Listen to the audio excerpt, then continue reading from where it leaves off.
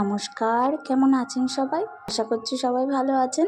আমার নতুন একটি ব্লগে আপনাদের সবাইকে স্বাগত। আজ আপনাদের সাথে দারুণ একটা রেসিপি শেয়ার। আমার তো ভালো লেগেছে, এবার আপনারা বানিয়ে বলবেন আপনাদের কেমন লাগলো। প্রথমে একটি কড়াতে দুটো শুকনো লঙ্কা ভেজে তুলে নিয়েছিলাম। তারপর সেই কড়াতেই তেল দিয়ে প্রথমে ডুমো করে যে পেঁয়াজ কেটে রেখেছিলাম সেইটা দেব। তারপরে যে পেঁয়াজ কুচি কুচি করে কেটে রেখেছিলাম সেই পেঁয়াজগুলো দেবো। এক্ষেত্রে মনে রাখতে হবে এক একটা ভাজা শেষ হবে সেগুলো তুলে নিয়ে তারপরে আর একটা ভাজা দিতে হবে। পেঁয়াজ ভাজা হয়ে গেলে তারপরে টমেটো, বেশ কয়েক কোয়া রসুন আর কাঁচা লঙ্কা দিয়ে দিতে হবে এবং তারপরে চিংড়ি মাছগুলো ভেজে নিতে হবে এবং সবশেষে মসুরির ডাল যে সেদ্ধ করে নিয়েছিলাম আগের থেকে এগুলো দিয়ে বেশ শুকনো করে ভেজে নিতে হবে এবং শেষে পালং শাক, কাঁচা লঙ্কা আর রসুন একসঙ্গে দিয়ে ভালো করে ঢেকে ঢেকে সিদ্ধ করে নিতে হবে। ভাজা হয়ে গেলে এবার মাখতে হবে। শুকনো লঙ্কার সঙ্গে প্রথমে লবণটা ভালো করে মেখে নিয়ে তারপরে চিংড়ি মাছগুলো ভালো করে হাত দিয়ে ডলে ডলে মিহি করে মেখে নিতে হবে। তারপরে কোচানো পেঁয়াজ দেবো, সেগুলো ভালো করে মাখার পরে তারপরে কাঁচা লঙ্কা, রসুন আর টমেটো ভালো করে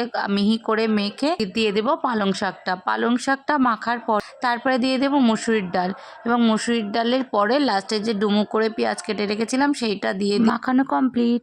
দারুণ স্বাদের পালং শাকের ভর্তা রেডি। ব্যাস কমপ্লিট। গরম গরম ভাতের সঙ্গে পরিবেশন করবেন এবং আমায় জানাবেন কেমন হয়েছে। আজকের মতো ব্লগটি আমি এখানেই শেষ করলাম। দেখা হচ্ছে পরের ব্লগে। নমস্কার।